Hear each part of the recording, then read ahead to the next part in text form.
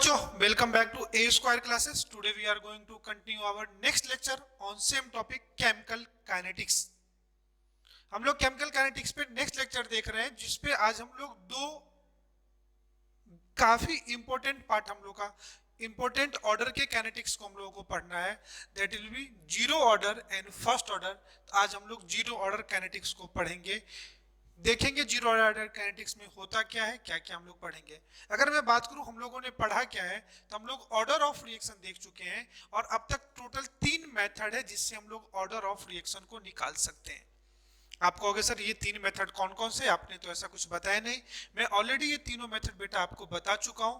पहला जो मेथड था, by the help of unit of rate constant, rate constant के यूनिट को देख करके आप बता सकते थे। याद है आपको रेट कांस्टेंट का यूनिट था मोल पर litre 1 minus N time inverse where N is order of reaction. ठीक है, तो एक तो रेट कांस्टेंट के यूनिट को देख करके आप क्या निकाल सकते हो, ऑर्डर निकाल सकते हो। दूसरा जो लास्ट लेक्चर में हम लोगों ने पढ़े थे कि अगर किसी रिएक्शन के सामने अगर आपको रिएक्शन या तो सिंपल हो या एलिमेंट्री सिंगल स्टेप रिएक्शन हो, तो भी उसका जो ऑर्डर होगा उसके स्टोइकियोमेट्रिक कोएफिशिएंट के इक्वल होगा। एंड तीसरा जो इसमें हम लोगों ने न्यूमेरिकल किया था कि अगर किसी पार्टिकुलर रिएक्टेंट का अगर कॉन्सेंट्रेशन या प्रेशर अगर हम लोग बढ़ा दें तो रेट कितने टाइम्स बढ़ रहा है, तो इन दोनों के रिलेशन पे भी हम लोग क्या निकाल रहे थे, ऑर्डर निकाल रहे थे। फिर हम लोगों ने लास्ट लेक्चर में देखा था रेट कांस्टेंट किन किन चीजों पे डिपेंड करती है, तो रेट कांस्टेंट कंसंट्रेशन पे डिपेंड नहीं करती है। ये हम लोग जब difference between rate and rate constant पढ़े थे, वहां पे भी मैंने आपको पढ़ाया था rate constant is not depend upon concentration, it depend upon catalyst activation energy and stoichiometric coefficient of reaction. और अगर किसी रिएक्शन को अगर किसी n फैक्टर से मल्टीप्लाई कर दो, उसका रेट कांस्टेंट उतने ही टाइम्स क्या हो रहा है, कम हो रहा है। लास्ट लेक्चर में देखा था कि रेट कांस्टेंट किसी भी रिएक्टेंट का अगर लिखते हो तो रेट कांस्टेंट ऑफ रिएक्शन को आप उसके स्टोइकियोमेट्रिक कोएफिशिएंट से मल्टीप्लाई कर दोगे, आपको रेट कांस्टेंट ऑफ रिएक्शन उस पार्टिकुलर स्पीशीज के रिस्पेक्ट में निकल जाएगा। यहाँ तक हम लोगों ने देख चुके थे। फिर उसके बाद हम लोग काफी कुछ इस पे पढ़ रहे थे और इस पे बेस्ड जो क्वेश्चन था उसको भी हम लोग किए थे। आज आइए हम लोग 1 बाय 1 स्टार्ट करते हैं, फ्रेश टॉपिक स्टार्ट करते हैं, सब टॉपिक स्टार्ट करते हैं इन chemical kinetics. That will be your zero order kinetics या जीरो ऑर्डर रिएक्शन। मतलब पहले से पता है कि हम उस रिएक्शन को पढ़ने जा रहे हैं जो जीरो ऑर्डर काइनेटिक्स को फॉलो कर रहा है, या उस रिएक्शन को पढ़ने जा रहे हैं जिसका ऑर्डर क्या होगा बेटा, जीरो। तो आइए टुडे लेक्चर में हम लोग फ्रेश हेडिंग डाले जीरो ऑर्डर। कोई भी एक मैं हाइपोथेटिकल रिएक्शन ले लेता हूं, कोई भी एक रिएक्शन ले रहा हूं, कोई भी एक रिएक्शन है जो क्या दे रहा है, प्रोडक्ट दे रहा है, या प्रोडक्ट की जगह ले लेता हूं, चलो बी ले रहा है। कोई भी एक रिएक्टेंट है जो बी दे रहा है। अगर कोई रिएक्शन है तो आपको पहले से पता है कि इसका कुछ इनिशियल कंसंट्रेशन अपने को मेजर करना पड़ेगा। इसका जो at T is equal to 0, इसका जो इनिशियल कंसंट्रेशन है उसको मैं क्या ले लेता हूं, ए नॉट। तो उस initial concentration T is equal to 0 कौन सा टाइम है, तो वो टाइम है जहां रिएक्शन स्टार्ट हो रहा है। उस टाइम पे प्रोडक्ट का कंसंट्रेशन कितना होगा, 0। आफ्टर सम टाइम, कुछ समय बाद, कोई भी एक time t is equal to T2 ले लूं, तो इस टाइम पे अब जो रिएक्टेंट है, टाइम के साथ रिएक्टेंट का कंसंट्रेशन कम हो रहा है। समझो कितने से कम हो रहा है, उसको मैं ले रहा हूं x। तो ये कितना हो जाएगा, a naught minus x। x क्या था, वो अमाउंट जो डिसोसिएट किया, और a नॉट क्या था, इनिशियल कंसंट्रेशन। तो इस टाइम t पे इसका जो कंसंट्रेशन हुआ उसी को अपन क्या बोल सकते हैं, that will be your AT। आप जानते हो ए नॉट क्या है, तो A naught initial concentration of A बोलते हैं, और एटी क्या है, concentration of A at time T, या इसी को बोलते हैं फाइनल कॉन्सेंट्रेशन। तो अगर इसके एक मोल से, अगर इसके ए से बी बन रहे हैं, तो अगर इसके एक्स डिसोसिएट करें तो इसके भी कितने बनेंगे, एक्स, और ये एक्स क्या हो जाएगा, concentration of B after time T. Initial reactant का कंसंट्रेशन कितना है, ए नॉट, बाद में कितना हो रहा है, एटी। प्रोडक्ट का इनिशियल कंसंट्रेशन कितना है, 0, बाद में कितना हो रहा है, बीटी। मतलब प्रोडक्ट का कंसंट्रेशन टाइम के साथ बढ़ेगा एंड रिएक्टेंट का कंसंट्रेशन टाइम्स के साथ क्या होगा, कम होगा। अगर मैं इस रिएक्शन का रेट लिखूं, रेट ऑफ रिएक्शन की बात करूं, तो अगर मैं इस रिएक्शन का रेट लिखूं R इज इक्वल टू, चलो रेट नहीं लिखते, पहले रेट लॉ इक्वेशन लिखते हैं। तो इसका अगर मैं रेट लिखूं तो R is equal to K concentration to the power क्या हो जाएगा, जीरो। बिकॉज हम लोग इस जीरो ऑर्डर काइनेटिक्स को पढ़ रहे हैं, तो ये this is your rate law, this is your rate law expression. और according to rate law expression बेटा देखोगे तो R is equal to K concentration to the power zero. और कॉन्सेंट्रेशन पे कोई भी पावर को, किसी भी कॉन्सेंट्रेशन पे अगर जीरो पावर है, किसी भी कॉन्सेंट्रेशन पे बेटा अगर जीरो पावर है तो उसका वैल्यू कितना हो जाएगा, 1। तो यहां से आ जाएगा R is equal to K। मतलब जीरो ऑर्डर के लिए सबसे इंटरेस्टिंग चीज क्या आया कि इसका जो रेट है वो कॉन्सेंट्रेशन पे डिपेंड नहीं कर रहा है। तो जीरो ऑर्डर काइनेटिक्स का सबसे इंटरेस्टिंग चीज क्या है कि इसका जो रेट है वो बेटा कॉन्सेंट्रेशन पे डिपेंड कर ही नहीं रहा है। मतलब अगर टाइम के साथ ए का रिएक्टेंट का कॉन्सेंट्रेशन चेंज कर भी जाए तो रेट पे कोई फर्क नहीं पड़ेगा। That is the unique property of zero order kinetics. The rate of zero order reaction is not depend upon concentration and time. ध्यान से देखो, तो रेट किस पे डिपेंड कर रहा है, तो जो R है वो K पे डिपेंड कर रहा है। और K क्या है, रेट कांस्टेंट। और रेट कांस्टेंट कंसंट्रेशन पे ना डिपेंड करेगा, ओनली डिपेंड करेगा स्टोइचियोमेट्रिक कोएफिशिएंट ऑफ रिएक्शन पे। अगर इस रिएक्शन का समझो A नॉट अगर 100 मोल है, मैं उसको 1000 मोल ले लूं तो भी रेट पे कोई फर्क नहीं पड़ेगा। कब फर्क पड़ेगा, जब अगर A को मैं लिख दूं 2A गिव्स V, अगर किसी रिएक्शन को स्टोइचियोमेट्री से मल्टीप्लाई कर दूं तो यहाँ पे क्या आ जाएगा, R is equal to 2K आ जाएगा। क्योंकि रेट कांस्टेंट चेंज हो जाता है तो रेट क्या हो जाएगा, चेंज कर जाएगा। तो अगर मैं जीरो ऑर्डर के लिए सबसे पहले बात करूं कि डिफाइन जीरो ऑर्डर काइनेटिक्स, तो आप कहोगे reaction whose rate not, those reaction their rate not depend upon their concentration and time is called zero order kinetics. आप इसको लिखो, फिर मैं एक स्टेटमेंट बताता हूं, पहले स्टेटमेंट को लिखना reaction whose rate does not depend upon, reaction whose rate does not depend upon concentration and time, reaction whose rate does not depend upon concentration and time are known as zero order reaction, are known as zero order reaction।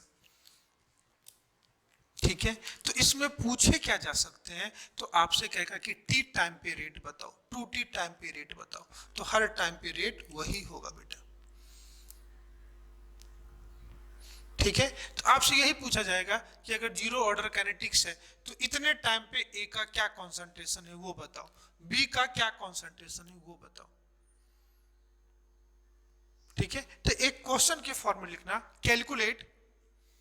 Calculate concentration of A and B, A and B मतलब reactant and product, calculate concentration of reactant and product after time t, and also calculate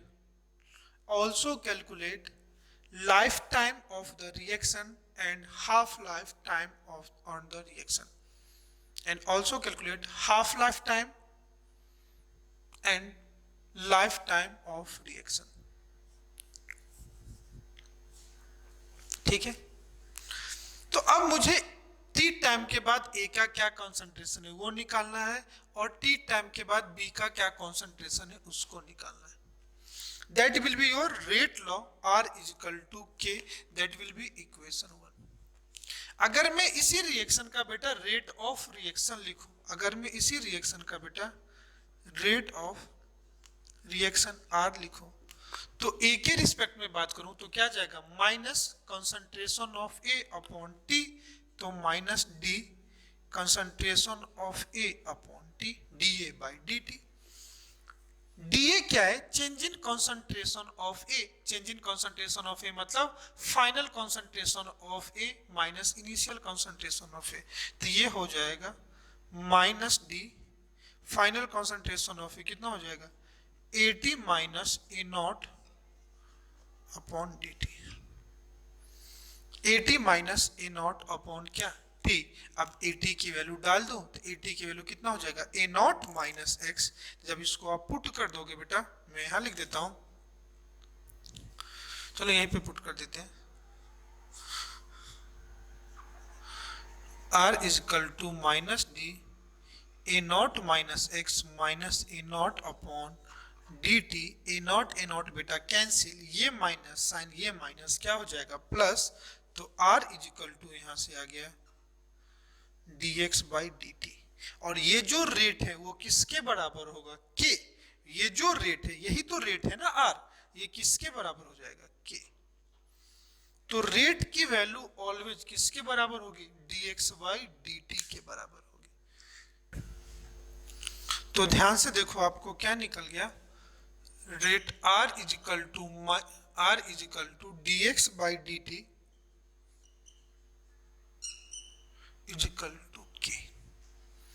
अब ध्यान से देखना, आप कहोगे कि ठीक है सर आपने तो जीरो ऑर्डर के लिए a गिव्स b लिया है, प्रोडक्ट लिया है, अगर 2a गिव्स b होता, आप कोई भी स्टोइचियोमेट्री लो, हमेशा जो रेट की वैल्यू है वो आपको dx बाई dt ही आएगा। क्लियर है? नहीं तो मैं आगे आपको, आप पहले इसको करिए फिर आगे मैं वन बाय वन आपको करा करके दिखाऊंगा, आपको समझ में आएगा। अब इसको मैं क्या करता हूं, अब dx क्या है चेंज इन कॉन्सेंट्रेशन, यही तो था ना चेंज इन कॉन्सेंट्रेशन, टाइम के साथ ये x ही अमाउंट तो क्या कर रहा है डिसोसिएट कर रहा है ना। तो मैं इसको क्या करता हूं dx is equal to k dt ले लो इसे। और टाइम के साथ चेंज क्या कर रहा है, तो टाइम के साथ यही x अमाउंट तो चेंज कर रहा है। अगर टाइम पे, अगर t टाइम पे ये x है तो 2t टाइम पे फिर क्या हो जाएगा 2x, 3t टाइम पे 3x। तो अगर इसको मैं इंटीग्रेट कर दूं तो अगर t इज इक्वल टू 0 है तो यहां पे x की वैल्यू कितनी है 0, और t is equal to t है तो ये x की वैल्यू कितनी है t। तो उस टाइम के लिए मैं इसको क्या कर रहा हूं इंटीग्रेट कर रहा हूं। तो ध्यान से देखना, अब dx का इंटीग्रेशन कितना हो जाएगा, x लिमिट डाल दो 0 से x इज इक्वल टू, यहाँ पे k कांस्टेंट है तो बाहर आ जाएगा, t का इंटीग्रेशन 0 टू t, आपको पता है upper limit minus lower limit डालते हैं तो ये क्या आ जाएगा x is equal to kt। That will be equation 2। x की जो वैल्यू है वो किसके बराबर आ गया kt के बराबर आ गया। तो हम लोगों ने क्वेश्चन में लिया क्या था, क्वेश्चन में कह रहा था concentration of A at time t बताओ, ये था ना। तो अगर concentration of A at time t ये किसके बराबर है AT, तो अगर मैं निकालू concentration of A at time t, तो AT किसके बराबर है, AT is equal to A not minus X, और x की जगह क्या डाल दूं kt, तो यहां से निकल जाएगा AT is equal to A not minus kt। This will be your equation 3। कोई दिक्कत? नेक्स्ट अगर मैं निकालू concentration of B at time t, product का concentration, concentration of product at time t, तो एट टाइम t में product का concentration किसके बराबर है x, तो x इज इक्वल टू क्या concentration of b at time t, तो डाल दो directly bt is equal to x, और x इज इक्वल टू क्या kt।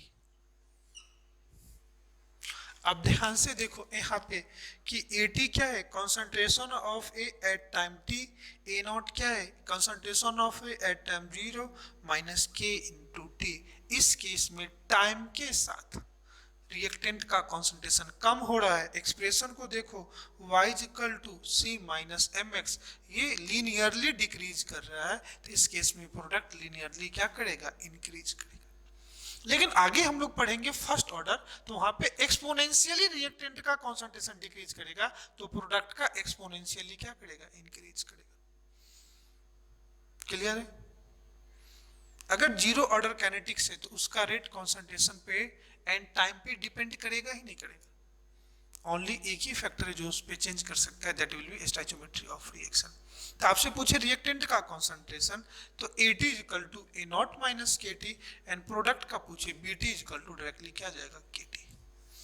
तीसरा हम लोग से पूछा था लाइफ टाइम बताओ।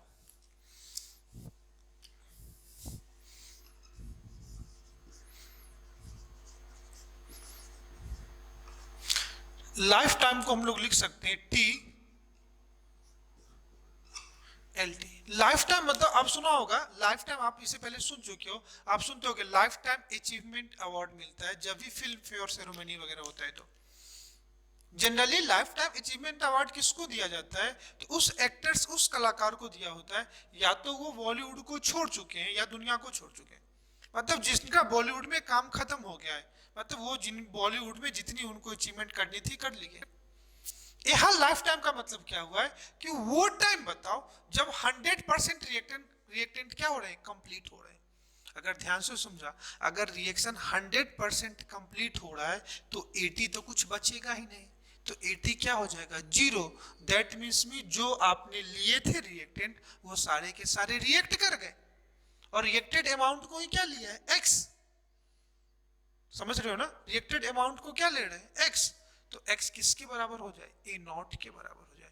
अगर यहां से x की वैल्यू निकालोगे तो x इज इक्वल टू होता है A नॉट माइनस AT। और मैंने कहा कि अगर लाइफ टाइम की अगर बात हो रही है यहाँ पे तो कुछ बचे ही नहीं, मतलब 80 क्या हो जाए, 0, और 80 0 हो जाएगा तो x A नॉट के बराबर हो जाएगा। आप इसमें लिखना लाइफ टाइम ऑफ रिएक्शन, लिखना time at which 100% of reaction get completed, time at which 100% of reaction get completed, वो टाइम जहां पे रिएक्शन 100% कंप्लीट हो जाए, दैट मीन्स रिएक्ट का जो भी अमाउंट लिए थे सब कंज्यूम हो जाए। तो अगर TLT है तो इस केस में जो AT है वो क्या हो जाए, 0 के बराबर हो जाए। AT किसके बराबर हो जाएगा, 0, मतलब concentration of A at concentration of reactant at time T, कुछ बचा ही नहीं तो 0। तो एक क्या हो जाएगा यहाँ पे, x किसके बराबर हो जाएगा, A नॉट। इक्वेशन तो यही लगाएंगे from equation third, from equation third, इसको इक्वेशन 4 ले लो बेटा। तो क्या था, AD is equal to A naught minus KT। अब AT की जगह क्या डाल दोगे, 0, तो ये वैल्यू क्या हो जाएगी, 0 is equal to A naught minus KT। तो आप, और ये जो टाइम है वो किसके बराबर हो जाएगा, TLT। AT की वैल्यू 0 कर रहे हो किस टाइम पे, तो वो टाइम TLT मतलब लाइफ टाइम के बराबर हो जाए। तो आपको क्या चाहिए,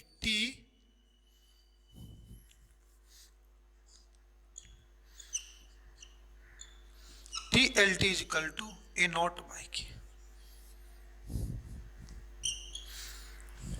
TLT किसके बराबर हो जाएगा, A naught by K, that will be your equation number 5।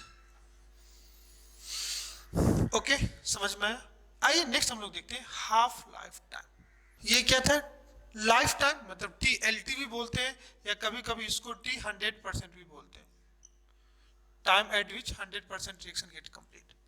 ये कौन सा टाइम है, हाफ लाइफ टाइम बोलते हैं, वो टाइम जब 50% रिएक्शन क्या हो गया है, कंप्लीट हो गया है, मतलब time at which 50% of reaction get completed, that time is called as half life time. तो आप इसमें देखो, इनिशियली लिया कितना था, A नॉट, रिएक्ट कितना कर गया, हाफ, मतलब A नॉट बाई 2, तो बचेगा भी कितना, A नॉट बाई 2, मतलब इनिशियली आपने A नॉट लिया, 50% रिएक्ट कर गया, मतलब कितना रिएक्ट कर गया, A नॉट बाई 2, तो बचेगा कितना, A नॉट बाई 2। तो AT की वैल्यू A नॉट बाई 2 हो जाएगी, और A naught minus A naught by 2, x की भी वैल्यू कितनी हो जाएगी, A नॉट बाई 2। इसी वैल्यू को वहां पुट करते हैं। तो इसमें अगर बात करोगे तो आपने लिखा time at which 50% of reaction get completed, that time is called T half life time. तो अगर मैं T हाफ लाइफ टाइम की बात करूं तो इस केस में AT कितना हो जाएगा, A0/2। 50% रिएक्ट किया तो बचा कितना, 50%। और x कितना हो जाएगा, तो x भी हो जाएगा बेटा A0/2। x क्या था, रिएक्टेड अमाउंट A0/2। आ जाओ फ्रॉम इक्वेशन थर्ड, क्योंकि जीरो ऑर्डर जब भी होगा हम लोग इसी इक्वेशन को बार बार यूज करेंगे। AT is equal to A0 - KT।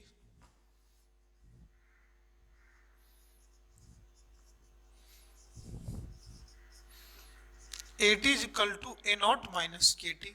और AT की वैल्यू अगर मैं A0/2 पुट कर दूं तो ये टाइम कौन सा हो जाएगा, हाफ लाइफ टाइम।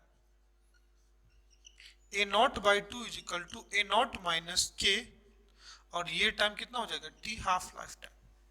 तो आपको क्या निकालना है, T हाफ लाइफ टाइम निकालना है। तो इधर ले आओ, T half life time is equal to A0, ये A0/2 यहाँ इधर चला जाएगा तो क्या हो जाएगा, माइनस। तो कितना हो जाएगा, A0/2 इंटू KT। तो T half life time is equal to A0/2K।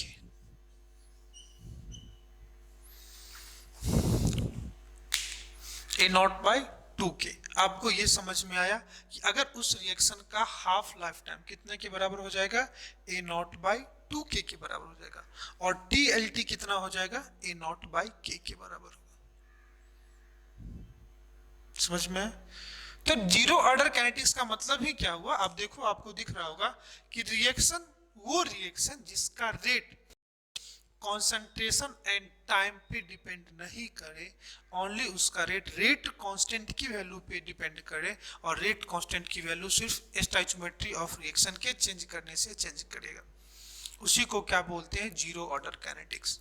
और जीरो ऑर्डर काइनेटिक्स के लिए अगर रिएक्टेंट का कॉन्सेंट्रेशन T टाइम पे निकालना है तो AT is equal to A0 - KT।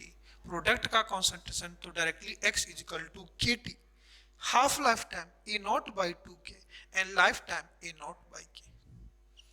इतनी चीज आपको काफी अच्छे से समझ में होगा। आप इसको लिखो, फिर मैं इसमें आगे कोरिलेट कर रहा हूं।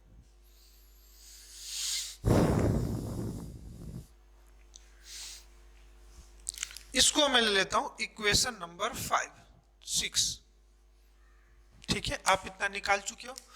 थोड़ा इस पार्ट को मैं इरेज करता हूं, आप लिख लिए होंगे, फिर मैं रिलेशन बताता हूं आपको।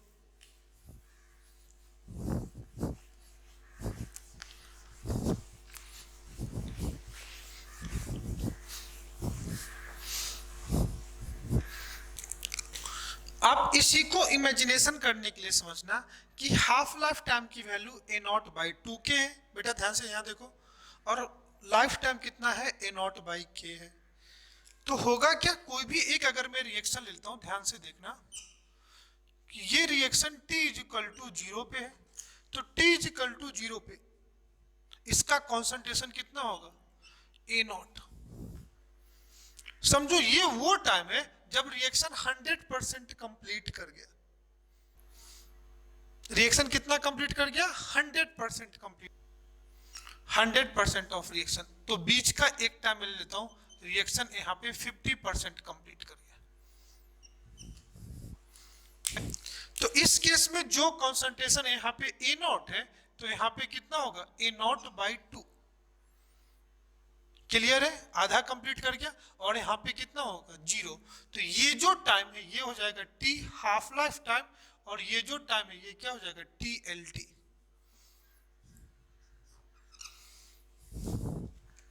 क्लियर है, मतलब इनिशियल ये A0 T इक्वल टू 0 कुछ भी रिएक्ट नहीं किया, ये 50% रिएक्ट किया, ये 100% रिएक्ट किया। ध्यान से देखना, ये 50% रिएक्ट करने में जो टाइम लगा बेटा, ये A0/2K लगा। कितना लगा, A0/2K। पूरा रिएक्ट करने में जो टाइम लगा वो कितना लगा बेटा, ध्यान से देखना, A0/K लगा। कितना लगा, A0/K।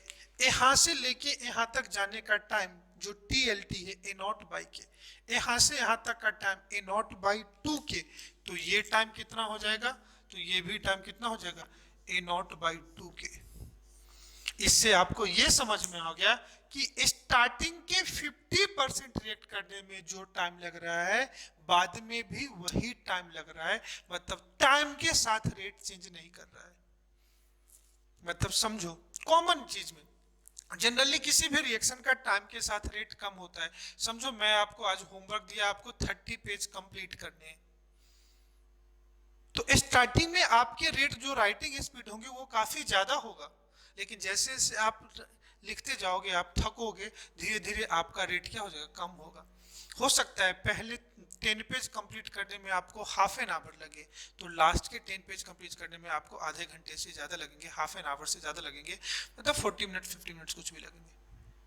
लेकिन जीरो ऑर्डर की यही खासियत है कि इनिशियल 50% में जितना टाइम लगेगा बाद में भी उतना ही टाइम लगेगा। तो हम देख के ये चौथा मेथड आ जाएगा हम लोग किसी भी रिएक्शन को, ऑर्डर को कंप्लीट करने में, कि अगर रिएक्शन को आप ऑब्जर्व मॉनिटर कर रहे हो तो उसका इनिशियल समझो, स्टार्टिंग में आपने किसी भी रिएक्टेंट का अमाउंट 100 मोल लिया, 100 से 90 अगर 2 मिनट में हो रहे हैं तो 90 से 80 फिर 2 मिनट में हुए, अगर 80 से 70 फिर 2 मिनट में हुए, मतलब इक्वल टाइम इंटरवल पे इक्वल अमाउंट अगर डिसोसिएट कर रहा है तो आप कह सकते हो कि इस रिएक्शन का ऑर्डर जीरो ऑर्डर होगा। क्लियर है? तो ये हमने क्या निकाला, हाफ लाइफ टाइम और लाइफ टाइम निकाला। लाइए एक और लास्ट में निकालते हैं, डिग्री ऑफ डिसोसिएशन। नेक्स्ट हम लोग देखते हैं डिग्री ऑफ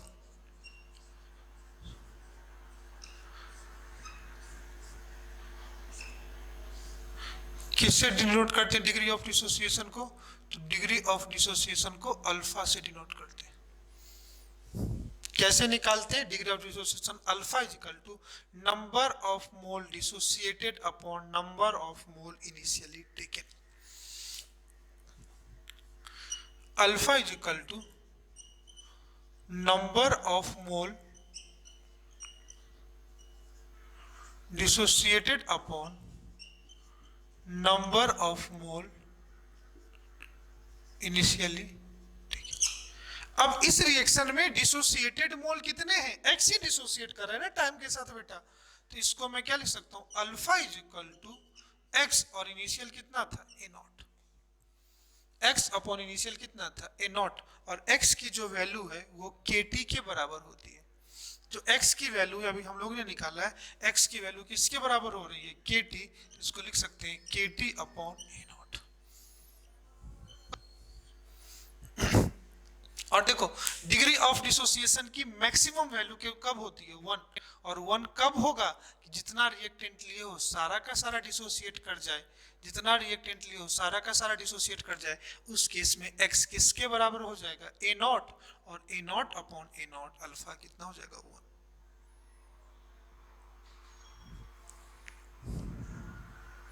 समझ में है? तो that will be your equation number 6 के बाद ये क्या जाएगा बेटा, 7। तो यही था अपना जीरो ऑर्डर काइनेटिक्स जिसको मैं आपको समझा रहा था। आई थिंक आपको समझ में भी आए। जीरो ऑर्डर है क्या, तो वो रिएक्शन जिसका रेट कॉन्सेंट्रेशन और टाइम के साथ चेंज ना करे उसको अपन क्या बोलते हैं, जीरो ऑर्डर। किसी भी टाइम पे रिएक्टेंट का जो कॉन्सेंट्रेशन AT होगा वो A नॉट माइनस KT होगा। AT क्या है, concentration of A at time t, इसी को बोल सकते हैं फाइनल कॉन्सेंट्रेशन। A नॉट क्या है, इनिशियल कॉन्सेंट्रेशन। प्रोडक्ट का कॉन्सेंट्रेशन टाइम के साथ लीनियरली बढ़ेगा तो रिएक्टेंट का कॉन्सेंट्रेशन टाइम के साथ लीनियरली क्या हो जाएगा, डिक्रीज होगा, बिकॉज ये जो रिएक्शन है वो लीनियरली है। इस रिएक्शन का स्लोप क्या होगा, तो स्लोप क्या हो जाएगा, माइनस ऑफ के, डिक्रीजिंग स्लोप होगा। फिर मैंने कहा इसका हाफ लाइफ टाइम और टी हाफ लाइफ टाइम, तो लाइफ टाइम जो इसका डबल है, 2 टाइम्स है ऑफ हाफ लाइफ टाइम के। दैट मीन्स 50% इनिशियल रिएक्ट करने में जो टाइम लगेगा नेक्स्ट 50% में भी वही टाइम लगेगा। क्लियर है? फिर मैंने आगे कहा इसका डिग्री ऑफ डिसोसिएशन निकालोगे तो x बाई ए नॉट, और x की जगह मैंने क्या डाल दिया, KT। That's your zero order kinetics. तो आइए इसके कुछ ग्राफ है, मैं इसको आप आराम से लिख लो, फिर हेडिंग डालिए graph of zero order reaction.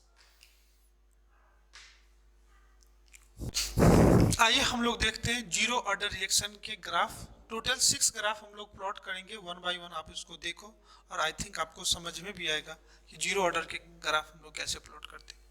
जो फर्स्ट ग्राफ में ले रहा हूं रेट वर्सेस टाइम का ले रहा हूं, जो फर्स्ट में ग्राफ ले रहा हूं वो रेट वर्सेस बेटा टाइम को ले रहा हूं। मैं एक्स एक्सिस पे ले लेता हूं टाइम और वाई एक्सिस पे ले लेता हूं रेट ऑफ रिएक्शन।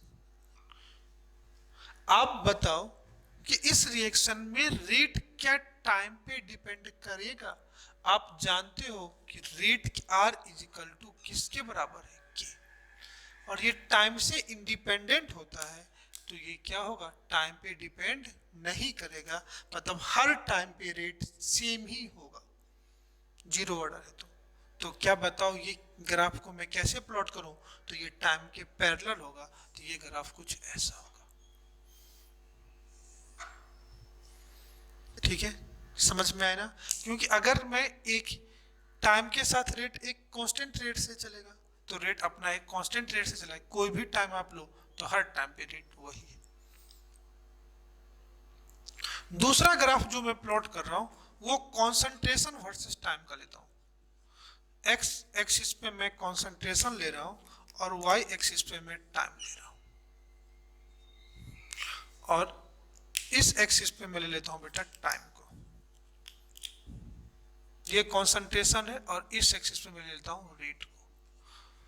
क्या रेट कॉन्सेंट्रेशन पे डिपेंड कर रहा है? नहीं। तो आप कहोगे ये भी ग्राफ सेम इसी के जैसा होगा, तो इस केस में मैं कह सकता हूं कि that graph is parallel to concentration R equal to K. ठीक है, नेक्स्ट ग्राफ में ले रहा हूं बेटा कॉन्सेंट्रेशन ऑफ रिएक्टेंट और टाइम का। किसका मैं ले रहा हूं? कॉन्सेंट्रेशन, इस एक्सिस पे मैं ले रहा हूं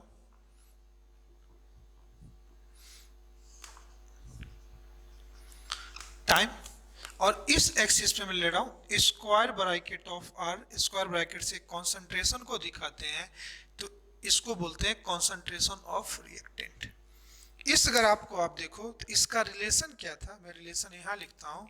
रिलेशन था AT is equal to A not minus के टी।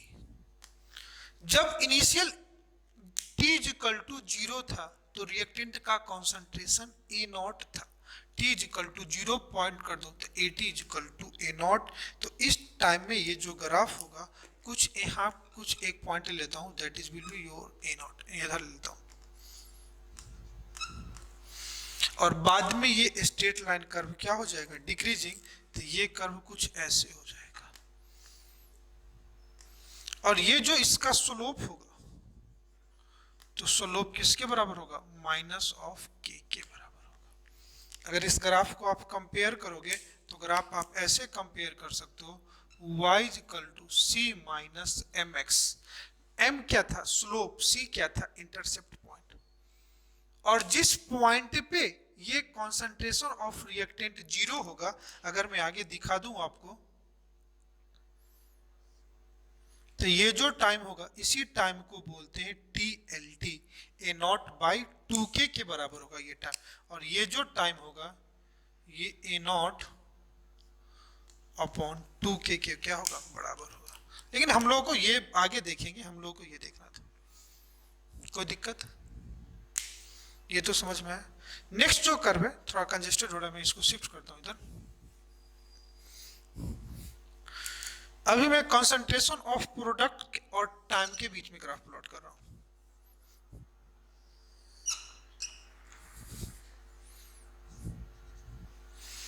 इस एक्सिस पे ले लेता हूं टाइम और इस एक्सिस पे लेता हूं concentration of product. Square bracket से क्या लेते हैं, कंसंट्रेशन ऑफ प्रोडक्ट। ये कंसंट्रेशन ऑफ रिएक्टेंट है, ये कंसंट्रेशन ऑफ प्रोडक्ट है, और आप जानते हो BT is equal to KT। BT is equal to KT।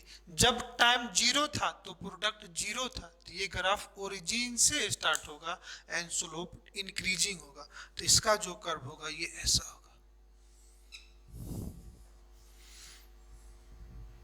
Clear? और ये इसका क्या होगा, स्लोप के बराबर। समझ में? आइए नेक्स्ट ग्राफ हम लोग देखते हैं, T half life time, T half and time के बीच में ग्राफ। इस एक्सिस पे मैं ले लेता हूं बेटा टाइम, और इस वाई एक्सिस पे मैं ले लेता हूं टी हाफ लाइफ टाइम। आप फॉर्मूला जानते हो, टी 1/2 इज इक्वल टू होता है A0/2 के। तो यहां पे बेटा मैं रिलेशन टाइम नहीं, इनिशियल कॉन्सेंट्रेशन के बीच में लेता हूं।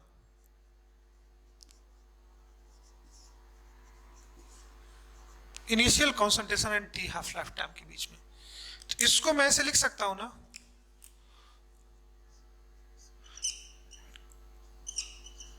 1/2 के इंटू A0।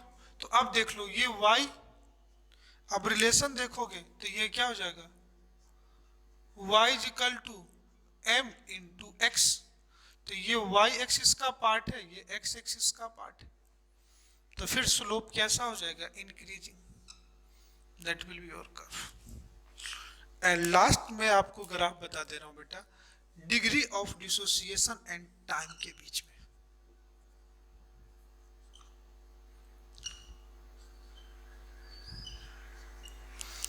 और इस एक्सिस पे degree of dissociation and time लेता हूं। तो डिग्री ऑफ डिसोसिएशन का फॉर्मूला क्या था, अल्फा इज इक्वल टू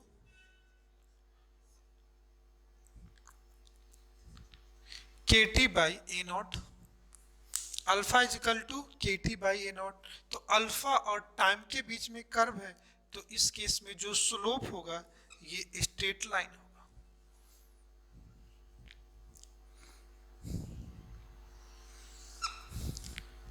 इस केस में जो स्लोप होगा वो बेटा स्ट्रेट लाइन स्लोप होगा, और अल्फा की मैक्सिमम वैल्यू क्या हो जाएगी, 1।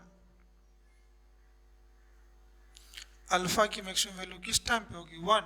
तो इस टाइम पे जो टाइम होगा वो टाइम कौन सा हो जाएगा, तो ये टाइम होगा TLT, और ये इसका क्या होगा, स्लोप। स्लोप कितना हो जाएगा, K/A0। क्योंकि डिग्री ऑफ डिसोसिएशन की मैक्सिमम वैल्यू कितनी होती है, 1। डिग्री ऑफ डिसोसिएशन की मैक्सिमम वैल्यू कितनी होती है, 1। तो अल्फा की वैल्यू टाइम के साथ बढ़ेगी, लेकिन एक सर्टेन टाइम तक। कब, जब जैसे ही 100% रिएक्ट कर जाएगा तो ये TLT पे अल्फा कितना हो जाएगा, 1। That's all about your graph of zero order. एक बार फिर से देख लो, रेट और टाइम के बीच में इंडिपेंडेंट होगा, रेट एंड कॉन्सेंट्रेशन के बीच में डिपेंड नहीं करेगा। टी हाफ लाइफ टाइम और इनिशियल कॉन्सेंट्रेशन के बीच में, तो T half life time equal to A0/2 K, मतलब जितना ज्यादा इनिशियल कॉन्सेंट्रेशन होगा उसका टी हाफ लाइफ टाइम उतना ज्यादा होगा। मतलब मैं कह सकता हूं यहाँ पे कि T half life time is directly proportional to initial concentration. T half life time initial concentration के डायरेक्टली प्रोपोर्शनल होगा। फिर concentration of reactant and time के बीच में slope linearly decreases, concentration of product और टाइम के बीच में slope linearly increases, degree of dissociation और टाइम के बीच में। ठीक है, तो इसको आप आराम से लिखो। फिर जीरो ऑर्डर, अब मैं बता दिया ना कि आप टोटल 4 मेथड हो गए जिससे आप देख करके रिएक्शन का ऑर्डर बता सकते हो। आपको ग्राफ दे दे और कहे कि उसका रेट टाइम पे डिपेंड नहीं कर रहा है, पहचानो ऑर्डर क्या होगा, जीरो ऑर्डर। तो पहले यूनिट ऑफ रेट कांस्टेंट से देखते थे। अगर रिएक्शन सिंपल और एलिमेंट्री स्टेप रिएक्शन है तो भी ऑर्डर क्या होता था, जीरो। कॉन्सेंट्रेशन और रेट के डिपेंडेंसी पे ऑर्डर फाइंड आउट करते थे।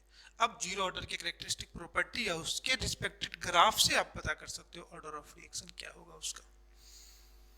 तो जीरो ऑर्डर के कुछ आपके एनसीईआरटी सिलेबस के अकॉर्डिंग कुछ एग्जांपल है। अगर वो एग्जांपल है तो एग्जांपल से आपको आइडेंटिफाई करना होगा ये रिएक्शन जीरो ऑर्डर रिएक्शन होगा।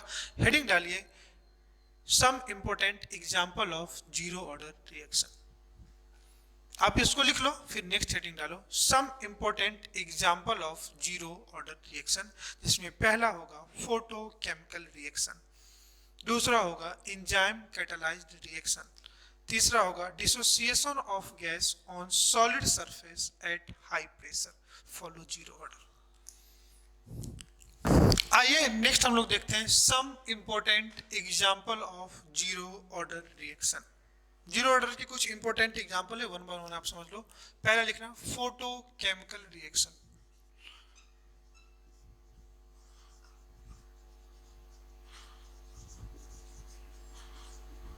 या ऐसे भी कह सकते हो all the photo chemical reaction follow zero order kinetics. Example में देख लो, H2 plus Cl2 gives 2HCl। वैसे रिएक्शन जो इन प्रेजेंस ऑफ सनलाइट होते हैं, और अकॉर्डिंग टू आप एटॉमिक स्ट्रक्चर याद करो 11th में Planck's quantum theory, radiation of energy of radiation of all the photon is directly proportional to their frequency, और बोलते थे E is equal to H nu. तो ऊपर में मैं लिख देता हूँ रेडिएशन की जो एनर्जी है वो एच न्यू है, where H is called Planck's constant और nu is called frequency of radiation. अगर ये जीरो ऑर्डर काइनेटिक्स को फॉलो करेगा तो इसको लिख सकते हो R is equal to k concentration of H to the power 0 and Cl to the power क्या हो जाएगा 0। और दोनों अगर जीरो ऑर्डर के काइनेटिक्स को फॉलो करती है क्या होगा 0। सेकेंड एग्जांपल आप लिखना enzyme catalyzed reaction, enzyme catalyzed reaction। And third लिखना जितने भी फोटोकेमिकल रिएक्शन होंगे वो जीरो ऑर्डर होंगे, एंड जो फोटोकेमिकल रिएक्शन होंगे उनका जो रेडिएशन की एनर्जी होगी वो directly proportional to their frequency, और प्लांक्स ने दिया था energy of any radiation is directly proportional to frequency, E is directly proportional to nu. और इसी प्रोपोर्शनलिटी कांस्टेंट को हटाने के लिए हम लोग प्लांक्स कांस्टेंट को डालते हैं, E is equal to H nu. दूसरा, जितने भी एंजाइम कैटलाइज्ड रिएक्शंस होते हैं they follow zero order kinetics. And third point आप देख चुके हो डिसोसिएशन ऑफ गैस, इससे हम लोगों ने क्वेश्चन भी किया था कि जब कंसंट्रेशन काफी हाई है तब ऑर्डर बताओ, और जब कंसंट्रेशन काफी लो है तब ऑर्डर बताओ। Dissociation of gas on solid surface, dissociation of gas on solid surface, dissociation of gas on solid surface at very high pressure, at very high pressure follow zero order kinetics, follow zero order kinetics। Example में लिख लेना NH3 gives N2NH2, तो 2 लगा दो, 3 2 जा 6। दूसरा example PH3 gives P4NH2, सब वही है तो इसको 4 से मल्टीप्लाई करना होगा, 4 3 जा 12 6H2। तो ये सब किसको फॉलो करेंगे, जीरो ऑर्डर काइनेटिक्स को फॉलो करेंगे। ठीक है, तो अगर इनमें से कोई भी हो, या फोटोकेमिकल रिएक्शन हो, एंजाइम कैटलाइज्ड हो, या dissociation of gas at high pressure पे हो ऑन सॉलिड सरफेस, ये ऑलवेज जीरो ऑर्डर काइनेटिक्स को क्या करेंगे, फॉलो करेंगे। इसके साथ साथ जीरो ऑर्डर के कुछ कैरेक्टरिस्टिक प्रॉपर्टी है जो सिर्फ जीरो ऑर्डर ही शो करेंगे। आप एक छोटा सा हेडिंग और डाल देना, some important characteristic of zero order reaction, some important characteristic of zero order reaction.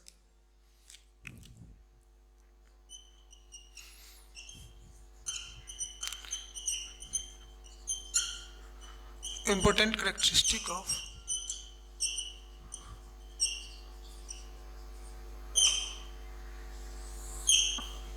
पहला जो काफी, ये जीरो ऑर्डर में होगा।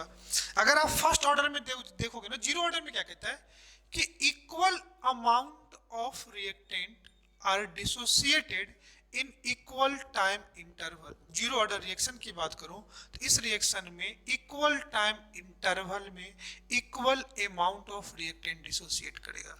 लेकिन अगर बाद में इसी को फर्स्ट ऑर्डर में देखोगे तो वहां पे equal percentage dissociated in equal time interval. तो जीरो ऑर्डर पढ़े, जीरो ऑर्डर को पढ़ते हैं, जब फर्स्ट ऑर्डर पढ़ लेंगे बाद में फिर कंपैरिजन कर लेंगे। तो पहला पॉइंट लिखना, equal amount dissociated in equal time interval. मतलब क्या हुआ, आप मतलब समझ लो कि समझो इनिशियली ये 100 है, तो 100 से 90 होने में अगर इसको t सेकंड लगा, t टाइम लगा, तो 90 से 80 होने में इसको कितने टाइम लगेंगे टी। 80 से 70 होने में वापस से कितने टाइम लगेंगे टी। मतलब हर टाइम इंटरवल में ये अमाउंट कितना डिसोसिएट कर रहा है 10 10 10। लेकिन अगर ये जीरो ऑर्डर होता तो 10% डिसोसिएट करता, मतलब 100 से 90 होता। लेकिन नेक्स्ट टी टाइम इंटरवल में ये 90 का 110% मतलब 90 से 9 रिएक्ट करता, ये 81 होता। तो यहाँ पे इक्वल परसेंटेज डिसोसिएट कर रहा है, यहाँ पे equal amount in equal time interval, that is the, ये सिर्फ जीरो एंड जीरो ऑर्डर में ही होगा। तुमको कोई भी एक रिएक्शन दे दे, देखो ना कई बार तुम इसी कॉन्सेप्ट से बिना पेन चलाए सॉल्व करोगे। कह रहे for any chemical reaction where initial concentration of reactant is 100 mole, in 10 minutes it reduced to 80 moles and 20 minutes it reduced to 60 moles। तो ध्यान से देखो, कहे तुमसे पूछ दे कि बताओ ऑर्डर ऑफ रिएक्शन क्या है। कोई भी तुमको एक केमिकल रिएक्शन दे दे और कहे कि ये 10 सेकेंड में 100 से 80 हो रहे हैं, ठीक है, और फिर कहे 20 सेकेंड में ये 100 से 60 हो रहे हैं, तो तुम ऑर्डर बताओ। तो ध्यान से देखो, पहला 10 सेकेंड में 100 से 80 मतलब 20 रिएक्ट किया, नेक्स्ट देन 10 सेकेंड में 80 से 60 मतलब फिर 20 रिएक्ट किया, तो ये इक्वल टाइम इंटरवल में इक्वल अमाउंट डिसोसिएट कर रहा है, तो अब इसलिए रिएक्शन कौन सा होगा, जीरो ऑर्डर। क्लियर, समझ जाओगे, ये आगे इसी तरह चल जाओगे। फिर नेक्स्ट ये 60 आ जाएगा, टी टाइम इंटरवल कितना डिसोसिएट कर 10। यही मैं कह रहा हूं कि जीरो ऑर्डर रिएक्शन में equal amount reacted in equal time interval. Concentration of reactant, second point, concentration of reactant left after equal time interval concentration of reactant left after equal time interval are in AP AP मतलब arithmetic propagation. और अगर first order में बात करोगे तो वो GP follow करेगा। AP मतलब कॉमन डिफरेंस को बोलते हैं, जीपी मतलब कॉमन रेशियो को बोलते हैं। आप मैथ में अलजेब्रा में पढ़ते होगे AP GP, arithmetic propagation and geometric propagation. तो कोई भी रिएक्टेंट का किसी भी टाइम इंटरवल के बाद कितना अमाउंट बचेगा ये एपी को फॉलो करेगा। अगर आप देखोगे तो ध्यान से देखना, at T is equal to 0 पे ये जो कॉन्सेंट्रेशन है ये किसके बराबर है, ये ए नॉट के बराबर है। At T is equal to t पे ये किसके बराबर है, तो A t is equal to A not minus के टी के बराबर है।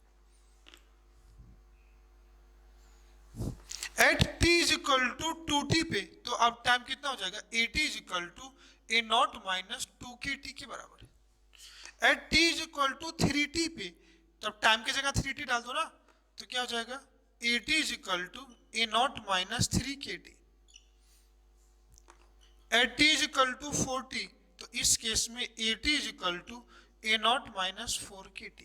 अब डिफरेंस ले लो, तो यहाँ पे देखो इन दोनों का डिफरेंस कितने का है, kt, इन दोनों का डिफरेंस kt, इन दोनों का डिफरेंस क्या है, kt। अगर टाइम के इंटरवल में concentration of reactant in equal time interval सबके बीच में डिफरेंस tt का है, तो देखो कॉमन डिफरेंस सेम है, दैट मीन्स ये किसको फॉलो करेगा, ये अर्थमेटिक प्रोपगेशन को फॉलो करेगा। क्लियर है। एंड थर्ड जो इसका इंपॉर्टेंट कैरेक्टरिस्टिक है, कह रहा है टी हाफ लाइफ,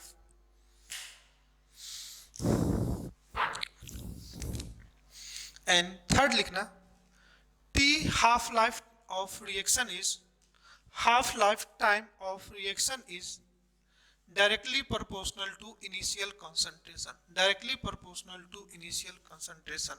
और इस रिएक्शन का जो जीरो ऑर्डर का हाफ लाइफ टाइम होगा वो T1/2 is directly proportional to initial concentration A naught।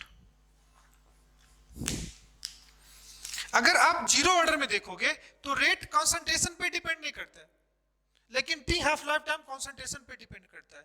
Just इसी का उल्टा फर्स्ट ऑर्डर में होगा कि वहां पे रेट कंसंट्रेशन पे डिपेंड करेगा, लेकिन T half life time concentration से इंडिपेंडेंट होता है। और अपने सिलेबस की बात करोगे तो सबसे मेजोरिटी ऑफ टाइम आपको फर्स्ट ऑर्डर पूछे जाएंगे। अगर जो क्वेश्चन फर्स्ट ऑर्डर पे नहीं होंगे फिर वो जीरो ऑर्डर होंगे।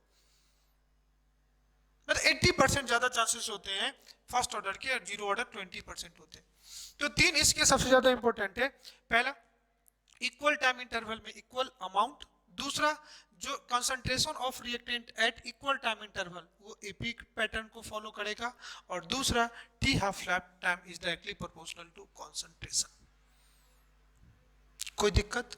तो कई बार क्वेश्चन आप इसी से सॉल्व करके बना लोगे। आप इसको समझ करके लिखो, फिर मैं इसी कॉन्सेप्ट को आगे बढ़ाता हूं।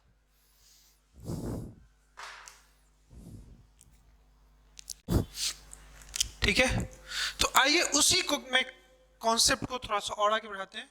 अभी आप कहोगे सर कि आपने जो जीरो ऑर्डर रिएक्शन जो आपने पढ़ाया है, तो इस पे आपने क्या किया है, आपने लिया था ए गिव्स प्रोडक्ट और इस कंडीशन में concentration of A after time t AT is equal to A not minus के टी के बराबर था। दैट आपने कहा ये जीरो ऑर्डर काइनेटिक्स को फॉलो कर रहा हूं।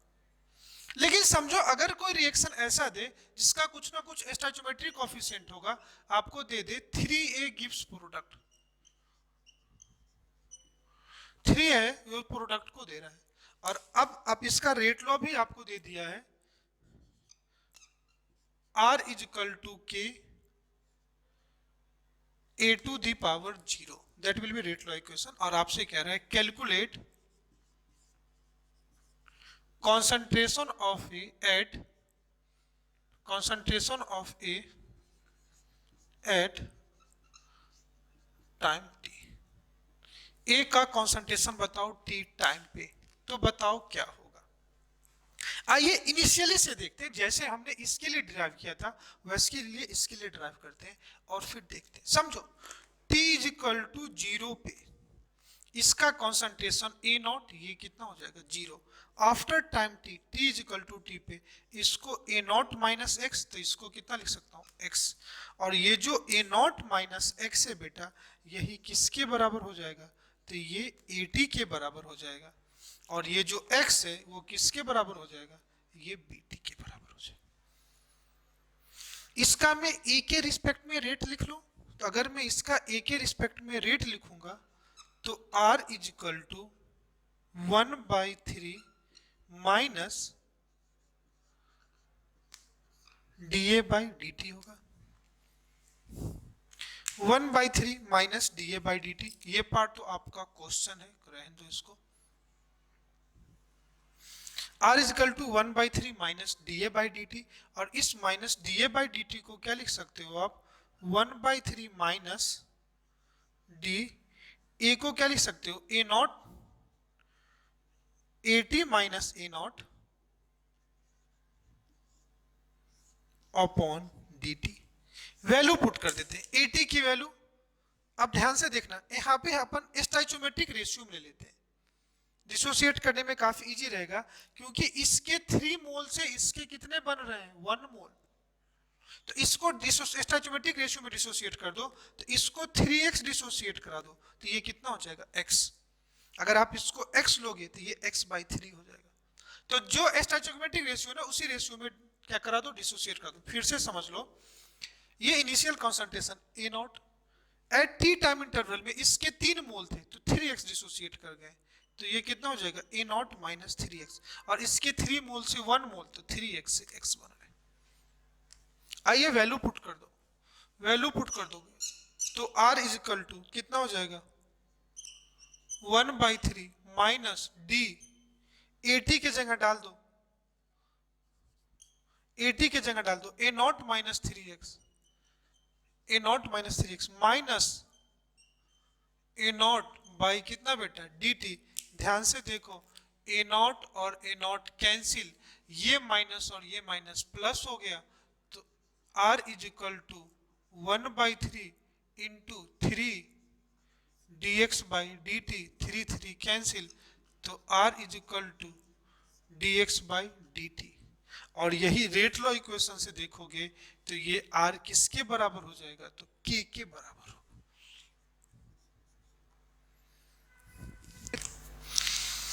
स्टैचूमेट्री रेशियो कुछ भी हो, स्टैचूमेट्री रेशियो कुछ भी हो, हर केस में आपको रेट dx बाई dt ही आएगा। और अगर ये जीरो ऑर्डर है तो concentration to the power zero, ये r किसके बराबर हो जाएगा, तो r is equal to k, यही k के बराबर होगा।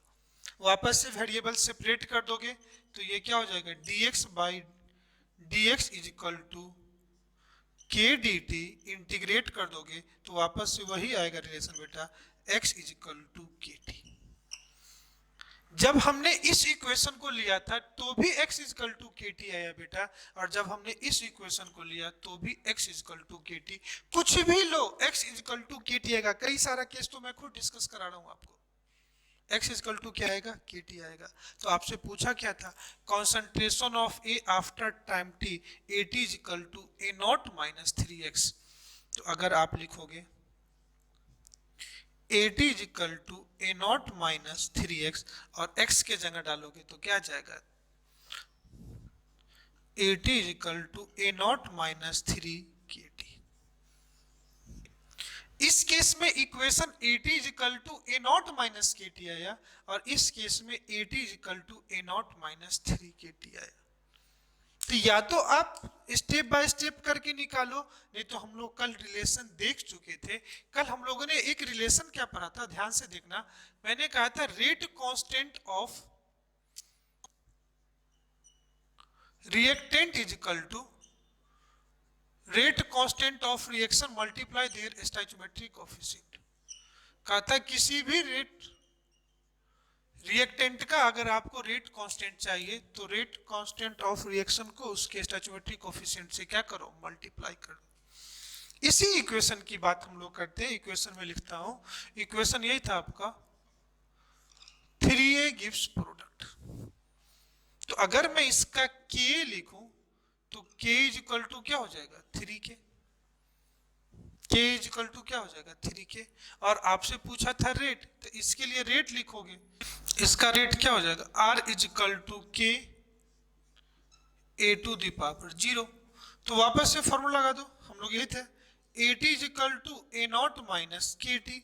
और ये किसका कॉन्सेंट्रेशन लिख रहे हो, ए, तो रेट भी किसका हो जाएगा, ए। ध्यान से देखना, आप यही फॉर्मूला जानते हो ना। हम लोग जानते थे कि किसी भी रेट कांस्टेंट ऑफ रिएक्टेंट को अगर रिएक्शन में लाना है तो रेट कांस्टेंट ऑफ रिएक्शन को क्या करते हैं, स्टोइकियोमेट्रिक कोएफिशिएंट से मल्टीप्लाई करते हैं।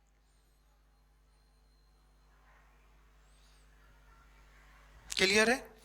अगर इसके रेट कांस्टेंट की बात करोगे तो k रेट कांस्टेंट a का क्या आ जाएगा, 3 इंटू के, और ये k क्या है, rate constant of reaction. Formula क्या था, A t is equal to A not minus के टी। के क्या होता था, अगर हमने ए लिखा है तो यहाँ पे के किसका होगा, ए का होगा। मुझे इस के ए को लाने के लिए क्या करना पड़ेगा, रेट कांस्टेंट ऑफ रिएक्शन लिखना पड़ेगा। तो सीधा सीधा A t is equal to क्या हो जाएगा, ए नॉट माइनस के का जगह क्या लिख दूं, 3k इंटू टी। तो जो हमने इसके लिए इक्वेशन ड्राइव किए, आप उसी इक्वेशन को याद रखो। बस ये रिलेशन आप यूज करना जानना कि rate constant of reactant is equal to rate constant of reaction into their stoichiometric coefficient. और हमेशा जो फॉर्मूला लिखते हैं A t is equal to A not minus के टी, जिसके लिए लिखते हैं हमेशा रेट कांस्टेंट उसके लिए होगा। रिएक्शन में लाने के लिए उसको स्टोइकियोमेट्रिक कोएफिशिएंट से क्या करना पड़ेगा, मल्टीप्लाई करना पड़ेगा।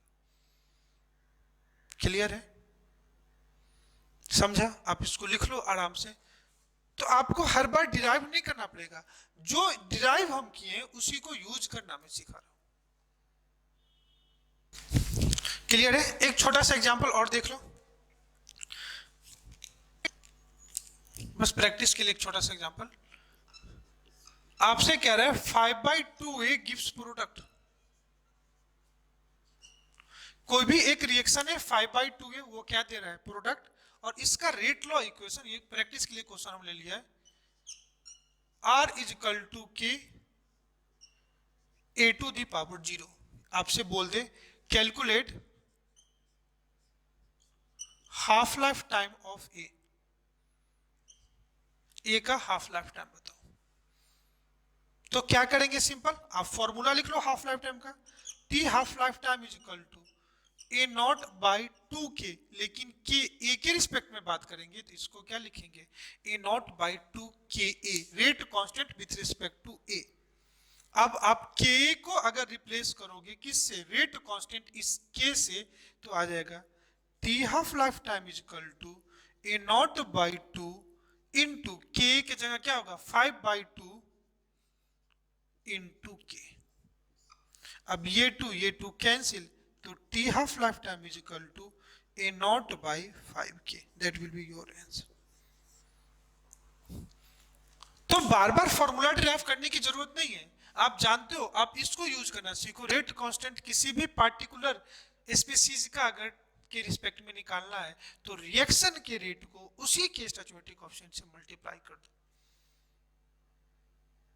ओके, तो आप पूरा समझ करके लिखो। एक और क्वेश्चन मैं आगे कराता हूं ताकि आपको यूज में आ जाए। ये सब में तो एक ही रिएक्टेंट थे ना, 3A gives product, 5/2A gives product. अगर दो रिएक्टेंट हो और दोनों का स्टोइचोमेट्रिक कोएफिशिएंट अलग अलग हो तो उस कंडीशन में कैसे यूज करेंगे, आइए मैं नेक्स्ट केस वो सिखाता हूं, आप इसको लिख लो। देखिए नेक्स्ट क्वेश्चन कह रहा है calculate concentration of A and B. Same type के क्वेश्चन है, बस दो रिएक्टेंट है। Calculate concentration of A and B after time T and also calculate T half life time. A का टी हाफ लाइफ टाइम बताओ and B का T half life बताओ। Clear है, दोनों का 50% कब कंप्लीट होगा वो टाइम बताओ। आपको दे दिया है at T is equal to 0 इसका कॉन्सेंट्रेशन ए है, इसका कॉन्सेंट्रेशन बी है, तो ये कितना हो जाएगा 0। और आपको rate law equation R is equal to k A to the power 0 B to the power 0। That means ये किस ऑर्डर के काइनेटिक्स को फॉलो कर रहा है, 0 ऑर्डर रिएक्शन। बस ये बताना। आइए पुट कर दे, एक टाइम ले लो T, T is equal to time T, तो ये कितना हो जाएगा a minus x, stoichiometric ratio के रेशियो से कंबाइन कर दो, ये कितना हो जाएगा b माइनस 2x। कोई दिक्कत समझ में? अब अपन क्या करते हैं, इस रिएक्शन का रेट ऑफ रिएक्शन लिख लेते हैं। क्या करते हैं, इसका रेट ऑफ रिएक्शन लिख लेते हैं। अगर मैं इसका रेट ऑफ रिएक्शन ROR लिखूं तो ये आ जाएगा a के रिस्पेक्ट में, रिएक्टेंट है तो minus dA/dt is equal to 1/2 minus dB/dt। कोई दिक्कत? अगर a के रिस्पेक्ट में लिखोगे तो देखो, अगर आप पुट कर दोगे तो a naught minus X minus A cancel, minus x क्या जाएगा dx/dt। b के रिस्पेक्ट में देखो 1/2, b को क्या लिख दोगे b minus 2x minus b minus b cancel, minus 2x है बेटा तो ये माइनस प्लस 2 से 2 कैंसिल, वापस से आ जाएगा dx/dt। तो इसकी वैल्यू फिर से आपको आ जाएगी dx/dt। और अगर ये रेट है तो रेट किसके बराबर होगा, k के बराबर होगा। कुछ भी स्टोइचोमेट्री ले हमेशा रेट आपको dx/dt ही आएगा और उसकी वैल्यू किसके बराबर हो जाएगा, k के। समझ रहे हो ना इतना? तो यहां से आपको आ जाएगा, जब इसको सॉल्व करोगे तो आप इसको लिखोगे dx is equal to k dt, तो x इज इक्वल टू यहां से आ जाएगा kt।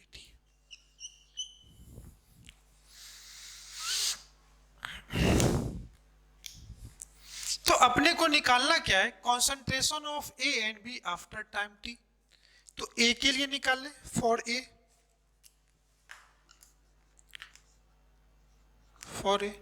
तो क्या हो जाएगा A t is equal to A not minus के टी।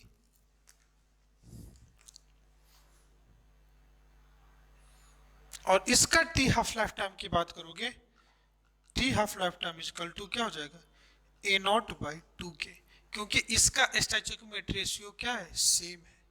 लेकिन अगर b के लिए, मैं b के लिए इधर निकाल देता हूं, फॉर b बात करोगे तो इस केस में bt इज इक्वल टू ये आ जाएगा b not minus kb into T. इसके kb को आपको पुट करना होगा तो क्या हो जाएगा 2 into k. B t is equal to B naught minus 2 kT।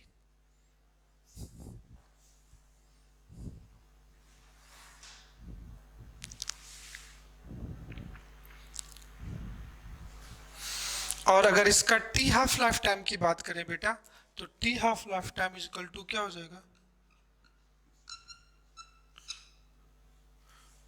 B not मत लो क्योंकि बी ही दिया हुआ है, तो ए बाई 2 के, और B t half life time क्या हो जाएगा, बी बाई 2 के, लेकिन ये के बी के रिस्पेक्ट में है, और इस बी के रिस्पेक्ट वाले रेट को अगर उसमें लाओगे तो ये हो जाएगा बी अपॉन 2, के बी को क्या लिख सकते हैं, 2 इंटू के, तो बी बाई कितना आ जाएगा, अगर इसको लिखोगे तो ये आ जाएगा बेटा बी बाई 4 के।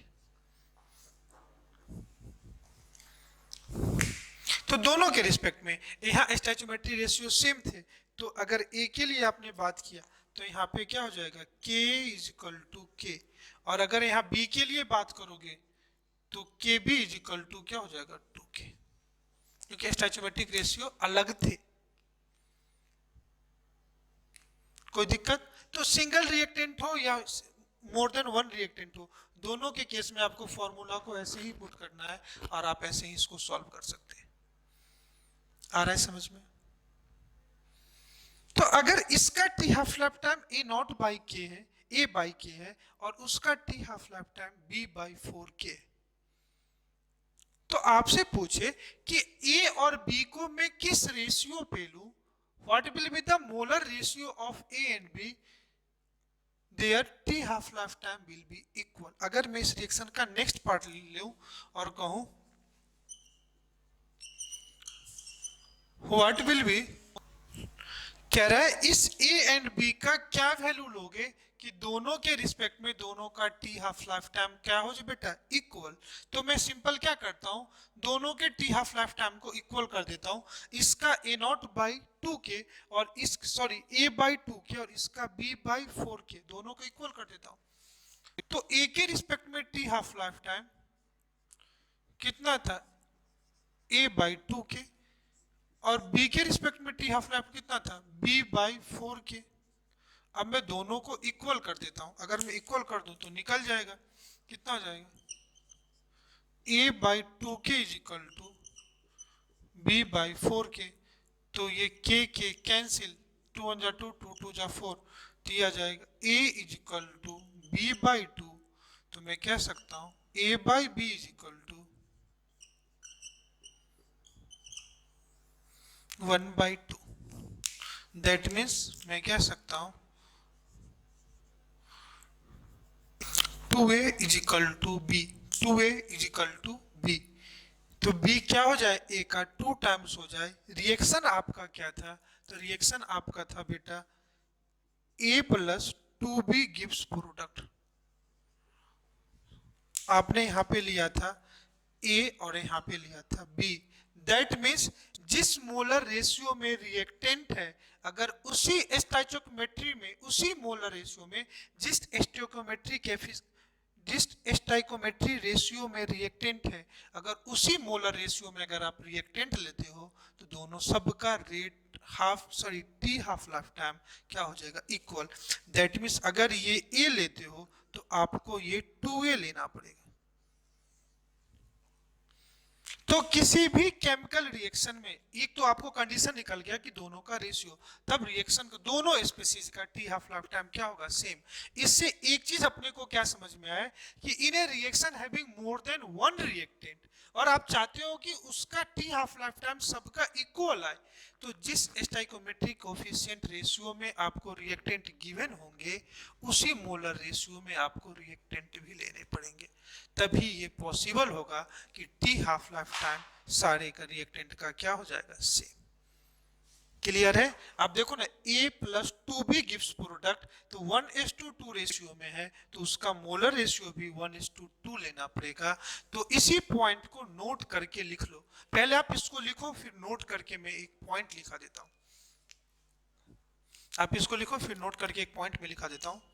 लिखना T half life time of each reactant will be equal T half life time of each reactant will be equal. T half life time of each reactant will be equal only when they are present in stoichiometric ratio. Only when they are present in their stoichiometric ratio. Clear है? तो अगर किसी reaction में एक से ज्यादा reactant है और उसका जो स्टोइकोमेट्रिक रेशियो है, उसी स्टोइकोमेट्रिक रेशियो में आपको उसका मोल रेशियो भी लेना पड़ेगा. एंड नोट में सेकंड पॉइंट लिखना,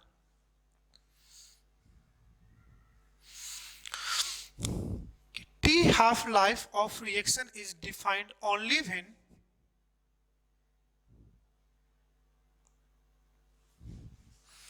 T half life of reaction is defined only when all the reactant are in stoichiometric ratio. All the reactant are in stoichiometric ratio. All the reactant are in stoichiometric ratio. Okay तो आज के lecture में हम लोग ने zero order को complete किया. Time कम था इसलिए मैं आपको कोई न्यूमेरिकल नहीं करा पाया हूं. तो अगले क्लास में इस पे बेस्ट कुछ न्यूमेरिकल कराएंगे जिसने हाइपोथेटिकली वाइज कॉन्सेप्ट पे क्वेश्चन बनते थे, मैंने सब पे आपको कराया है. हम लोग रिएक्शन वही लिया है, ए गिव्स प्रोडक्ट, और जो भी फॉर्मूले निकाले हैं AT equal to A not minus के टी. हर कंडीशन में rate dx/dt equal to k ही आ रहा है और x equal to k t आ रहा था. Concentration of product at time t equal to x के बराबर था और x के टी के बराबर होगा. t half life time A not by 2k, t life time A not by k के बराबर होगा. And degree of dissociation alpha is equal to x by A not, और इसी को लिख सकते हो kt बाई ए नॉट. अगर किसी केमिकल रिएक्शन में स्टोइकोमेट्रिक रेशियो अलग अलग होगा तो सिंपल हम लोग लास्ट लेक्चर में जो रेट कांस्टेंट के लिए पढ़े थे कि रेट कांस्टेंट किसी भी पार्टिकुलर रिएक्टेंट के रिस्पेक्ट में आप बात करोगे तो rate constant of reaction multiply their stoichiometric ratio. अगर रिएक्शन को किसी स्टोइकोमेट्रिक रेशियो से मल्टीप्लाई करोगे तो रेट उतने ही टाइम्स क्या होता है, कम हो जाता है. क्लियर है? तो आप पूरे लेक्चर को ध्यान से पढ़ें और ध्यान से समझे, कंप्लीट नोट्स बनाए, आपको हर एक बात क्लियर होगा. जीरो ऑर्डर का कैरेक्टरिस्टिक प्रॉपर्टी क्या है, तो इक्वल टाइम इंटरवल में इक्वल अमाउंट क्या करेगा, डिसोसिएट करेगा. Concentration of reactant at equal time interval T का जो डिफरेंस होगा वो इक्वल होगा, दैट मींस वो अर्थमेटिकल प्रोपगेशन को फॉलो करेगा. एंड दूसरा इसका जो टी हाफ लाइफ टाइम होगा वो कंसंट्रेशन पे डिपेंड करेगा, लेकिन रेट कंसंट्रेशन और टाइम दोनों पे डिपेंड नहीं कर रहा था, और रेट के बराबर होगा. आई होप लेक्चर अब तक आपको काफी अच्छे से समझ में आया होगा. आप पूरे नोट्स बना करके रेडी रहिएगा. नेक्स्ट लेक्चर में हम लोग मिलेंगे कुछ प्रॉब्लम के साथ, फिर पढ़ेंगे हम लोग फर्स्ट ऑर्डर रिएक्शन जो काफी इंपॉर्टेंट है. अगर केमिकल काइनेटिक्स पे कोई क्वेश्चन है तो 70 to 75% चांस होगा कि वो आपको फर्स्ट ऑर्डर के मिलेंगे. फिर ऑर्डर है, मॉलिक्यूलरिटी है, रेट है, फिर जीरो ऑर्डर है, फिर इसी का टेम्परेचर एनर्जी से रिलेटेड देखेंगे आर्हेनियस इक्वेशन. जो रेस्ट 20 to 25% में आता है, फर्स्ट ऑर्डर काफी इंपॉर्टेंट है. ऑर्डर निकालना हम लोगों ने सीखा है. आज टोटल 4 मेथड सीख लिए. पहला यूनिट ऑफ रेट कांस्टेंट, दूसरा अगर सिंपल या एलिमेंट्री सिंगल स्टेप है तो जीरो ऑर्डर हो जाएगा, मतलब ऑर्डर स्टोइकोमेट्रिक के बराबर होगा, जीरो तो नहीं होगा. फिर हमने कहा था कि अगर कंसंट्रेशन और रेट पे डिपेंडेंसी का कुछ इंफॉर्मेशन दिया है तो भी ऑर्डर निकाल सकते हैं, और अगर ये जीरो ऑर्डर के ग्राफ को या जीरो ऑर्डर की प्रॉपर्टी को फॉलो कर रहा है तो भी ऑर्डर आप पता कर सकते हो, जीरो ऑर्डर होगा. तो इतने देर तक हम लोग साथ में बने रहे. आपका पूरा कंसंट्रेशन ध्यान के साथ इस लेक्चर को मेरे साथ बने रहने के लिए बहुत बहुत धन्यवाद.